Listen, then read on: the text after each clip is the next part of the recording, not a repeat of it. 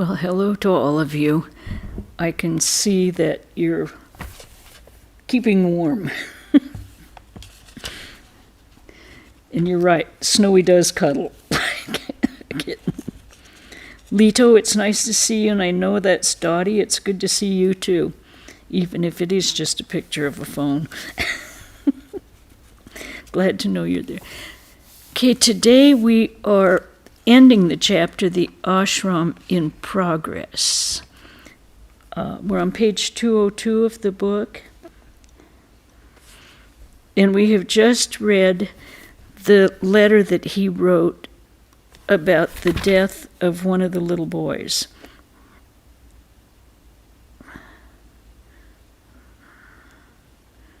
The death of, I can't remember his name, 9 years old.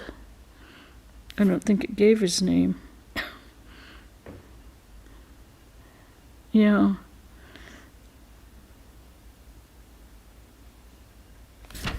No, the child had died with the master's name on his lips. So we have finished that letter, and it says, the ashram boys came under the Swami's care through a variety of circumstances. Some of them had come from the Campbell Hospital in Calcutta or from the Burhanpur Hospital. Some had been found in out-of-the-way places or at fairs. Others had been left without anyone to look after them on the death of their relatives in times of epidemic.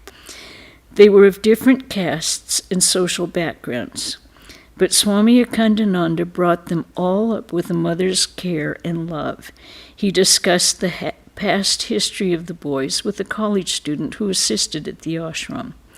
The student, writing about the Swami, said, I had visited the ashram many times in the years 1910 and 1911. We heard at that time of the death of Florence Nightingale and of Count Leo Tolstoy.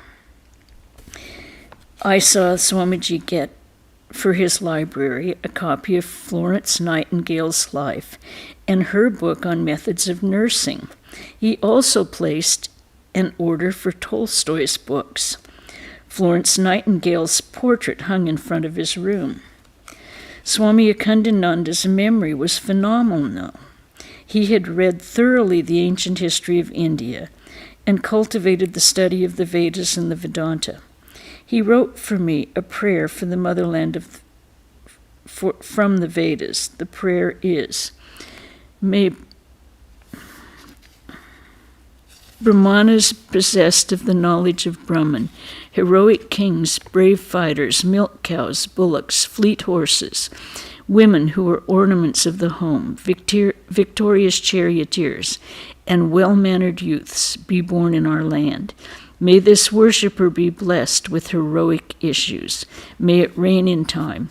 May corn be plentiful. May we attain what we have not got and retain what we have. From the Sukla Yajurveda, chapter 22, mantra 22. This prayer is a true expression of the patriotic feelings of the ancient sages, concerning which Swami Akhandananda said, as today Vande Mantram, I adore the motherland, is our national anthem, so this prayer was our national song in ancient times. In periods of drought, farmers would approach Swami Akhandananda and request, Revered Sir, please say a prayer that we may have rain. He would then chant this Vedic mantra or repeat the sacred pranava, Om, in a solemn tone for the whole night. In a day or two it would rain, and he would stand soaking in it under the open sky. If an umbrella were brought, he would forbid the use of it, saying, get yourself drenched in the rain. We wanted the rain, now there is no running away from it. To open the umbrella is only to scare away the rain. I think we all feel that way in Santa Barbara right now.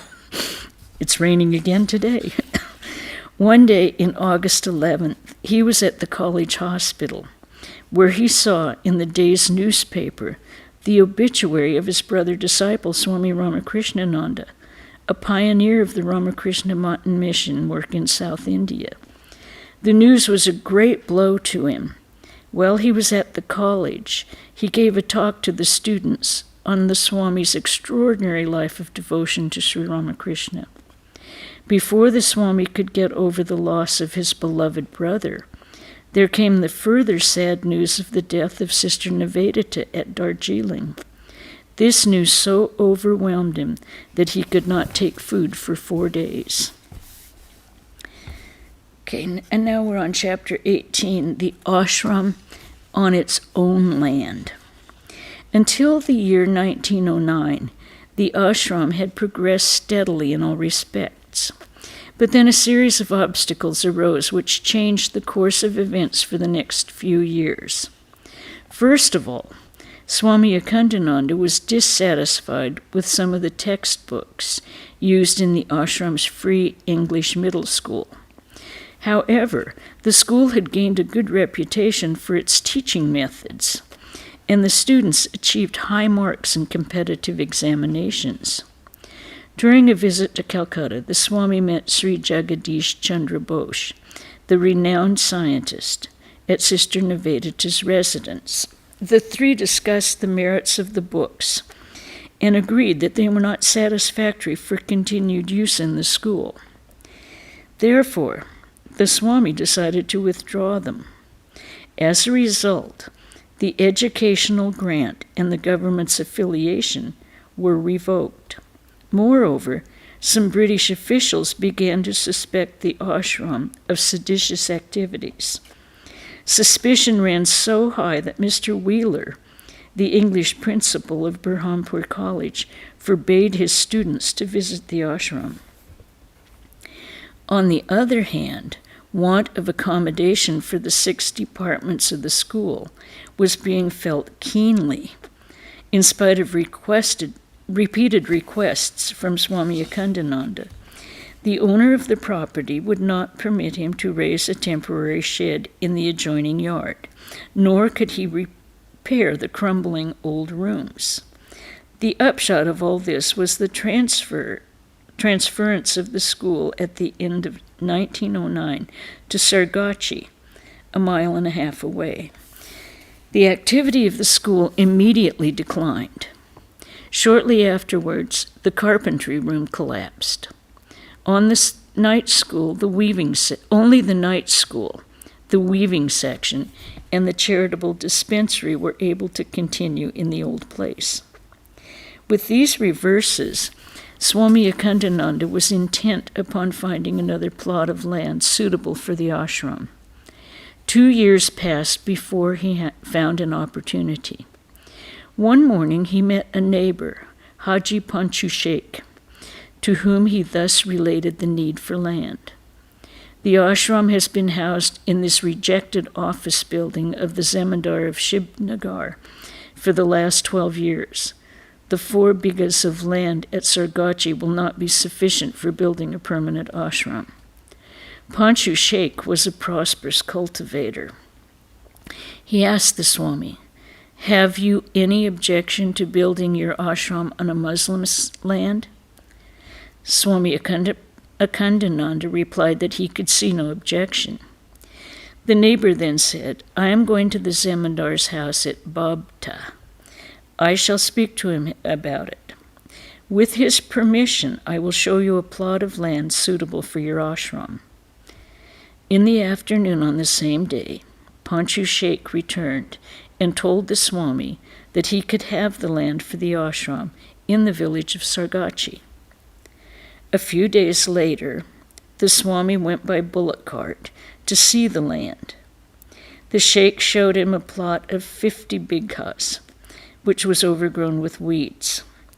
After they had gone around the land, the Swami requested Panchu Sheikh to wait for some time near the cart, and he himself sat down on a clean, open spot of the land shown to him. On the way back to Shibnagar, he rode in silence at first. Then he told the Sheikh, "I think I should have the ashram there. I like the place."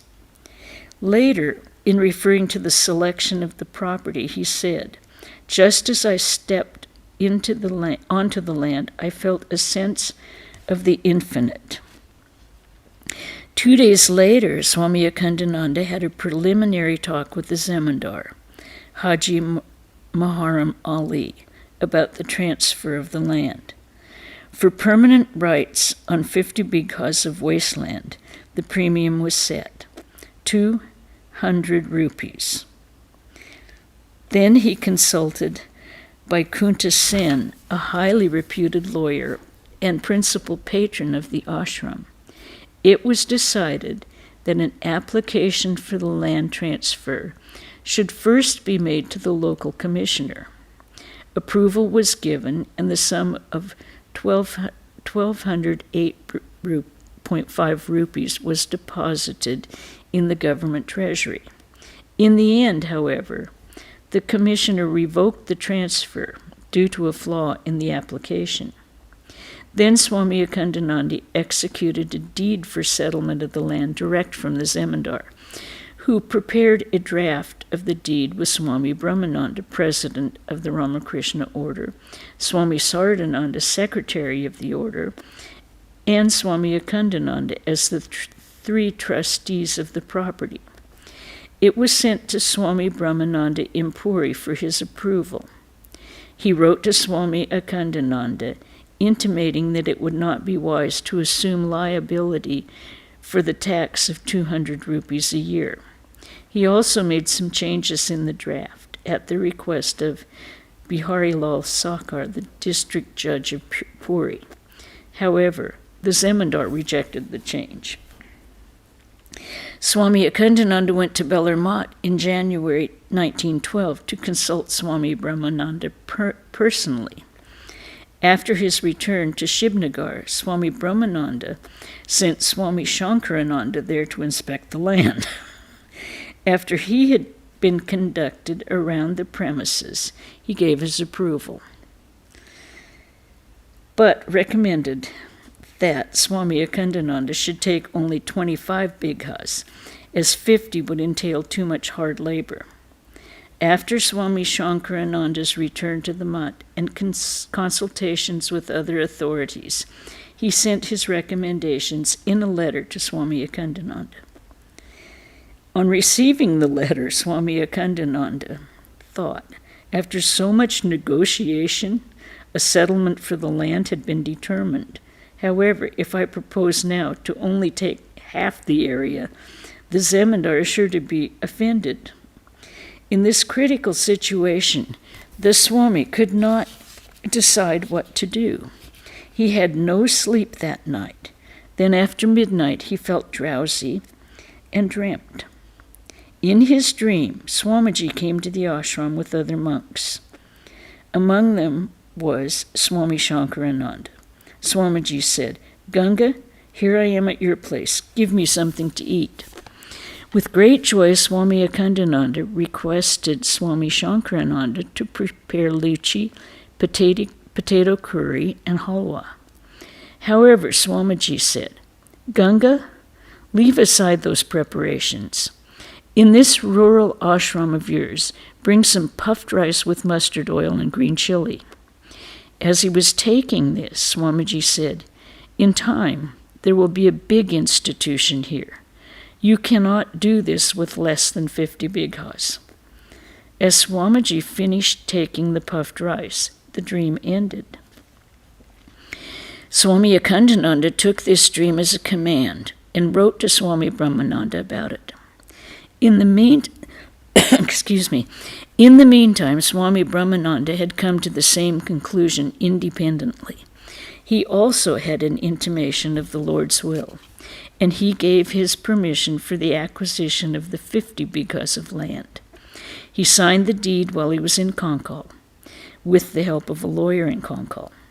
Swami Akhandananda had the Bengali version of the deed translated into English and registered it at Roorkee. Then he went to Calcutta, where he obtained the signature of Swami Sardananda and registered the deed in Calcutta. The final registration was at Berhampur in August 1912. Thus, the new location of the ashram was settled to everyone's satisfaction.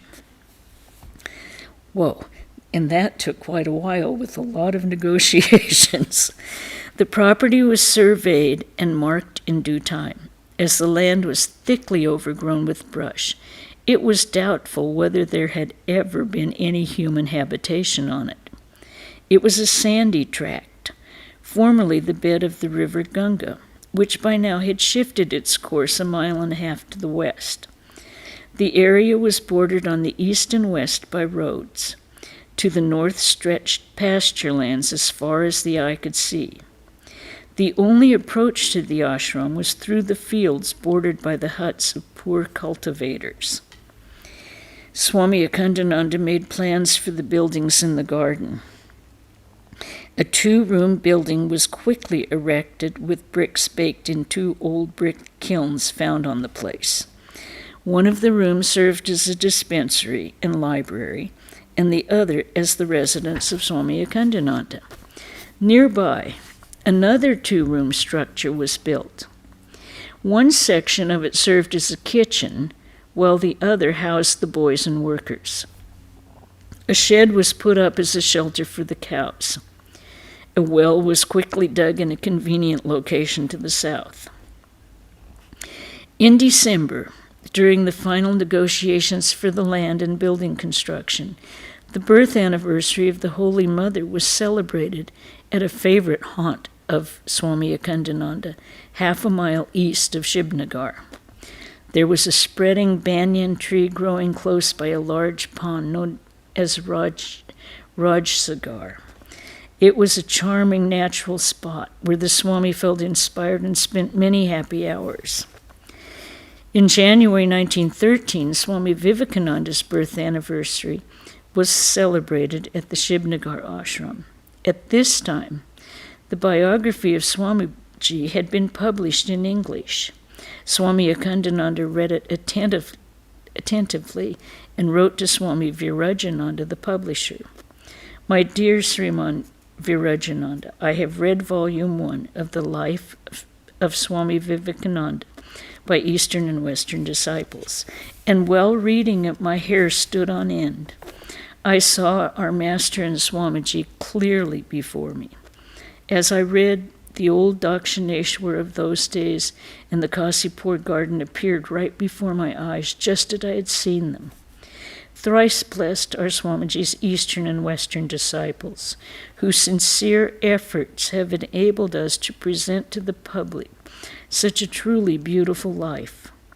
Because of the sincere efforts of you all and of Mother Saviour's boundless devotion, Sri Sri Swamiji has poured his whole life spirit into the life. On account of your combined efforts and unflinching devotion, Swamiji will live forever, as it were, remain within these pages of this book. Tell Mother on my behalf that Swamiji's life, as published by the Advaita Ashram, is without parallel. For this alone the Advaita Ashram's glory will never fade. Yours, Akhandananda. While Swami Akhandananda was occupied with the building construction of the new site for the ashram, preparations for celebrating the birth anniversary of Sri Ramakrishna were also afoot. As the entire area had not been cleared, since much of it was covered with coarse grass and iguana holes, a pavilion was erected at the Sargachi crossroads for the religious functions. Students, laborers, cultivators, and some of the elite of Burhanpur were fed to their satisfaction. It was a source of joy for the well-wishers of the ashram to see the buildings being put up on the new land. On an auspicious day in March 1913, after the celebrations were over, the orphanage was transferred from Shibnagar to its own land at Sargachi village. The day and night schools, as well as the charitable dispensary, continued their operations in the old quarters. The carpentry and weaving sections had to be closed for lack of accommodation. At this time, the ashram included 9 orphans, including 2 Muslims, 1 teacher, a qualified honorary physician from Rajputana, 1 brahmacharan, a Brahmin cook, and Swami Akhandananda. Upon this open and spacious land in a calm and beautiful setting, the ashram started a new chapter of its existence. Swami Akhandananda was undecided as how he should develop the land. He described his dilemma. When the land was obtained, it was a jungle. I was not sure what I should do. Should there be a flower patch first or an orchard? Thinking upon the matter this way, I seemed to hear the master as if musing, what comes first, the flowers or the fruit? First the flower, then the fruit. First the worship with flowers, then offerings of fruits and sweets, last of all the cooked offerings. Then I set myself to lay out a flower garden. After this came the fruit trees, and last of all the cultivation of rice. The flower garden adjoining the vegetable garden was on the southwest, and the orchard was on the northeast. The greater portion of the land was reserved for paddy cultivation and winter crops. In the middle of the year 1913, Phanindranath Mukhopadhyaya, a government engineer of the irrigation department, was transferred to Burhanpur on a work assignment. He was a disciple of the Holy Mother and a close friend of Ramakrishna Bashu, son of the late Balaram Bashu. After hearing all about this gentleman, Swami Akhandananda was highly pleased. Soon, Fani Babu came to visit the Swami and learned all about his work and the proposed plans for the new construction. Swami Akhandananda requested him to draw up a plan and an estimate. Knowing that the supervision of the construction was likely to fall upon himself, Fani Babu said, "How can I take up the supervision? I am a government servant and may be transferred unexpectedly." To this, Swami Akhandananda replied firmly, "This is our master's work. You will not be transferred until the work is finished," and it happened exactly as he said. Fani Babu remained to complete the entire job. Within a short time, a storm carried away the thatched roofs of the new houses.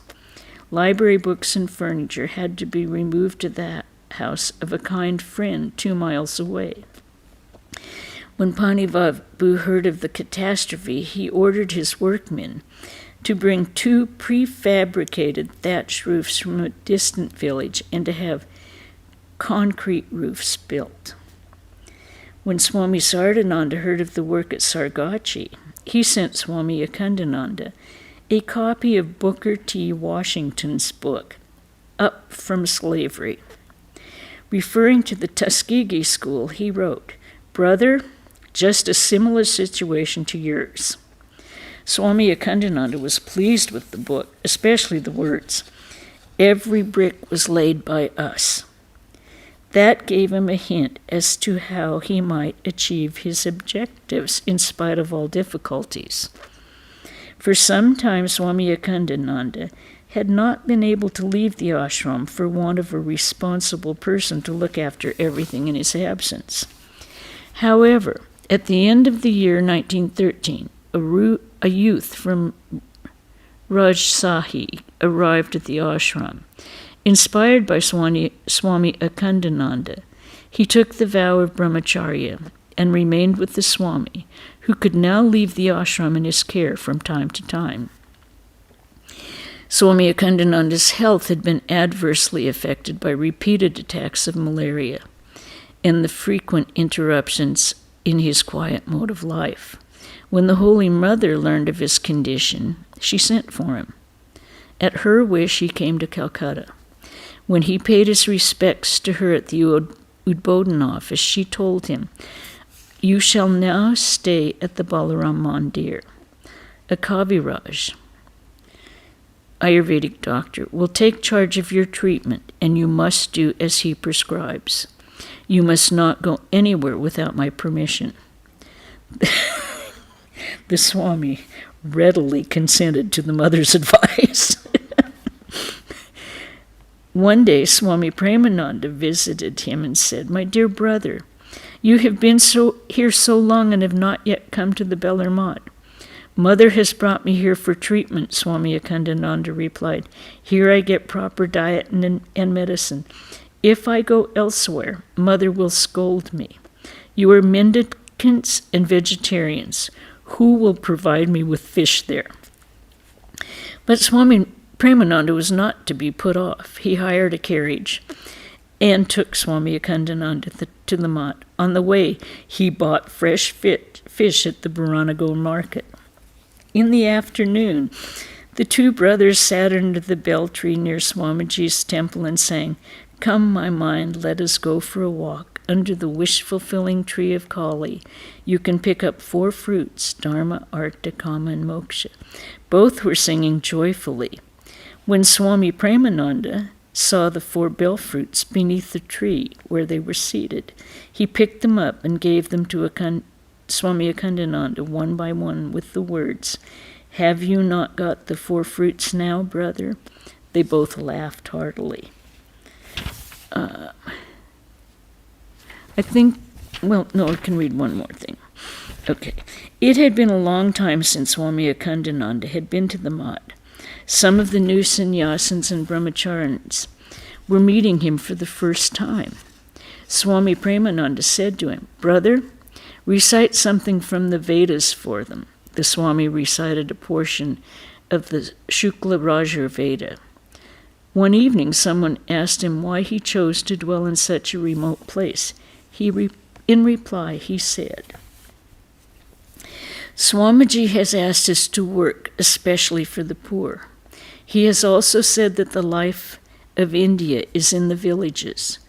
I am trying to teach the poor village people some lessons by the kindergarten method, and also to teach them a few cottage industries like weaving, carpentry, and tailoring. By way of tackling the food problem, I have started cultivating the land and built up a dairy. It is along this line that Swamiji wanted to make the country self-supporting. He has also said that India's progress would be greatly retarded unless the Hindus became more liberal. Swamiji liked the social liberality of Islam and spoke of an ideal combination of Islamic body and Vedantic brain. But by this he did not mean taking to Vedantic culture after being converted to Islam. It means that our society should be liberal like theirs. Their social policy is one of acceptance, not rejection. But in ours, it is not of acceptance, but rather of rejection. The result is that we are diminishing in numbers.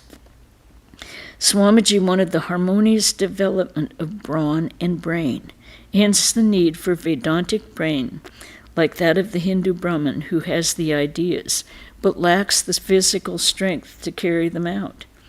1,000 years of slavery has atrophied his physique. And we'll stop there today. Any questions about what we have read or any comments? John? It's an interesting comment in amongst all the real estate transactions. I think if I recall in the Gita, Krishna tells Arjuna, why grieve for what is inevitable? Yet Akhananda spent 4 days not eating because he was so upset. Now I can understand that as a human being, but what's the position on grief of a death? He was a human being.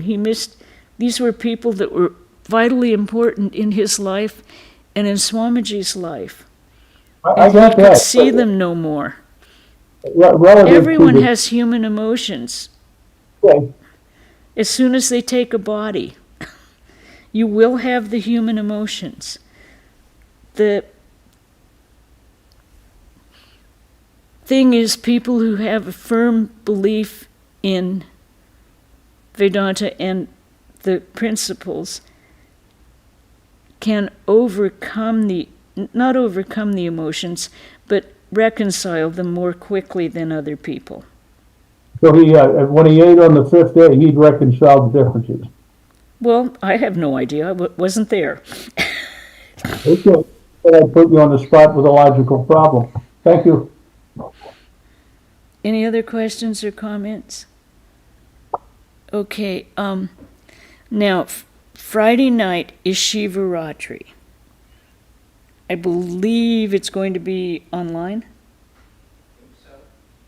I don't know, because the two people who run the online are going to be doing the puja, so it may or may not be. Okay, we think it's happening. And it will start at 6 o'clock in the evening. First watch is 6, second watch is 7:30, third watch is 8:45, and the fourth watch is 10. Probably be over about 11:30. Okay? And then Saturday, we will have the gospel reading, as usual, at 5 o'clock. Sunday the 10th, which is the day the time changes. So everyone be ready for the time change. Swami Akhandananda will be speaking on Sri Ramakrishna, many eyes, many views. Then, don't stop yet, Tuesday, the 12th, will be Ramakrishna Puja here in the temple, which will be on Zoom, I know. And it will start about 11 o'clock. We'll have home of fire at 12:45 and prasad lunch for all of the youth that can get here. Okay? And we will, if there are no more questions, it's good to see you all. And we'll say, close with a chant. Om Shanti, Shanti, Shanti. Hari Om Tat Sat Sri Ramakrishna Arpanamastu.